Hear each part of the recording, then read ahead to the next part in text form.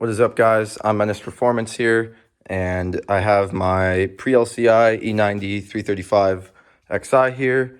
This is going to be the base of the project car for the budget single turbo build. I picked this car up for less than $1,500 registered, so that's pretty sick.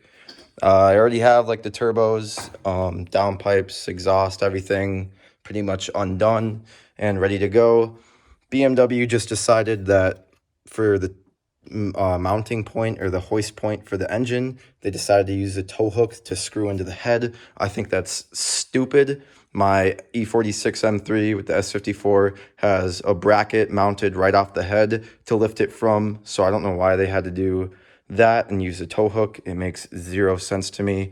So I'm just waiting on one of those, and then I can finish up dropping out the subframe. I literally have all of the suspension components disconnected already, and everything is literally ready to go. I just need that damn tow hook, and then I can drop everything out and start mocking up the manifold and everything else that I need for the single turbo setup. And I'll be showing you guys everything for that as well, because I don't think that there's a lot of information on YouTube as far as a full DIY video goes. I think the best one right now is going to be 941 Garage. I would definitely go check his channel out. He does really good videos, and I think that he was a big inspiration for me to start this channel and do this, just because there's not a lot of full DIY where you build the manifold, you do everything yourself, you're custom at everything, to where you don't have a lot of information out there as to how to go about doing all of that and setting that up. So I'm going to try my best to do that so I can save you guys as much money as possible and just kind of show you the process of the budget build, and that you don't need to go out and spend thousands of dollars on a dock race kit or a speed tech kit or some of those $5,000 turbo kits out there when my car literally only costs less than $1,500. I can't justify putting a $5,000 turbo kit on it.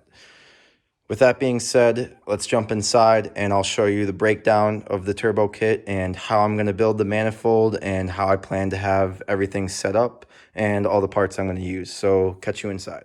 All right, guys, jumping back inside.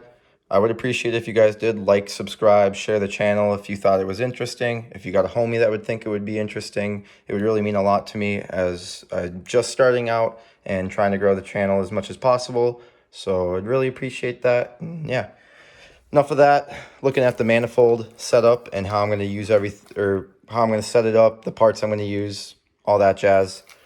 This is a Vargas Turbo Solutions 1/2-inch thick steel N54 manifold plate. Got some nice machining marks on it. Pretty cool. I think 1/2-inch thick's a little overkill because it is pretty damn heavy, but definitely no chance of warping it from boost or anything like that, so should be good there. As far as the turbo goes, as you can see, I'm using a Max speeding rods. Yes, a Max speeding rods. Shit on me if you want. I don't care. It's a 6268 turbo journal bearing with a T3 undivided flange on it.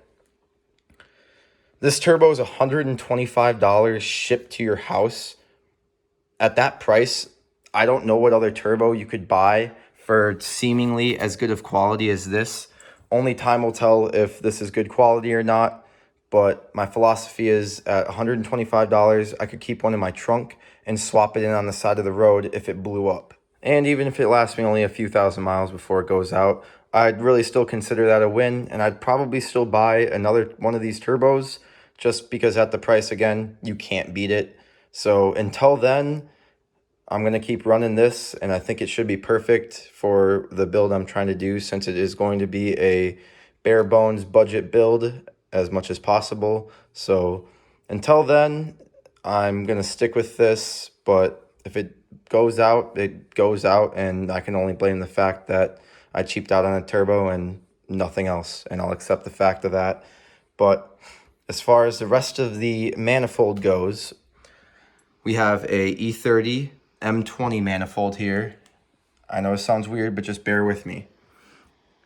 I saw this one time, and the runners on it looked like they were the same exact spacing as the N54 runners. My buddy has an E30 with the M20, so I went over to his house and we measured the ports, and we got measurement of 3.5 inches from center of port to center of port all the way across, and from the edge of each port is 2 1/10 or 2.1 inches from the edge to edge of each port, and then the 3.5 is from the center. Looking at the N54 manifold, if we look at the edge of the ports, we have 1 inch here, 1 inch here, 2 inch here, and then we have the 1/10 of an inch right there. If we put this to, it's not gonna be perfect, I know, but put this to about the center of the ports, you can see 3.5 inches there, and the starting is right there.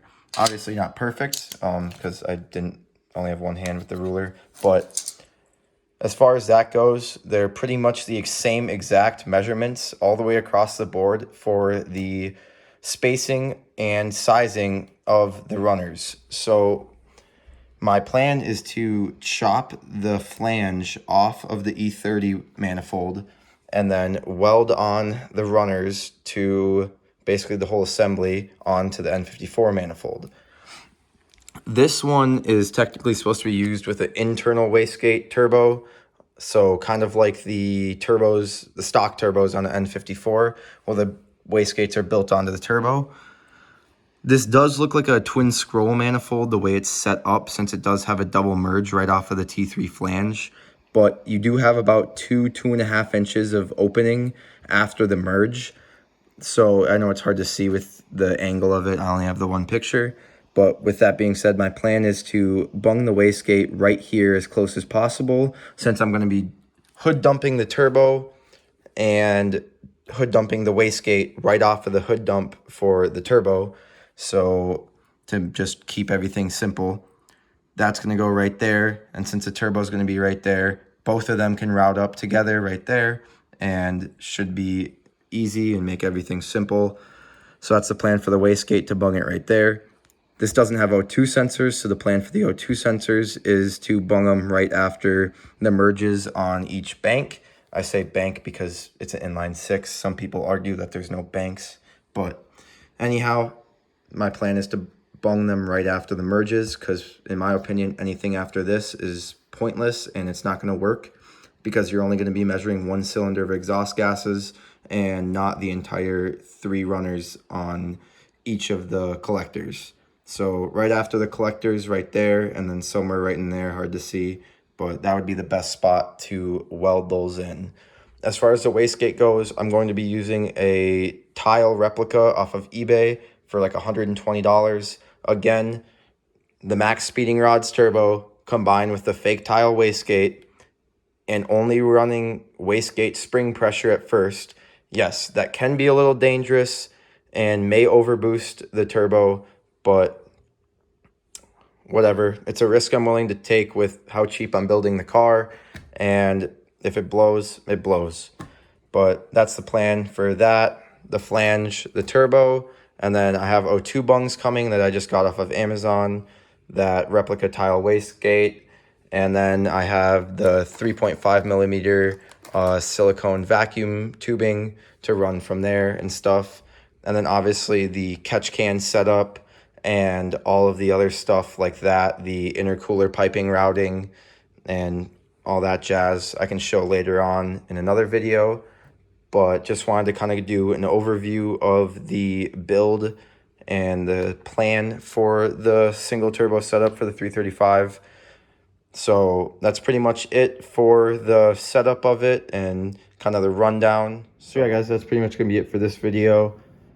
Like I said, stay tuned for more content on the E90 335 build coming up soon. Hopefully I can get some content on my M3 as well, but since it's winter out and we have snow on the ground right now, it's a little tricky with that just because I don't drive it in the winter.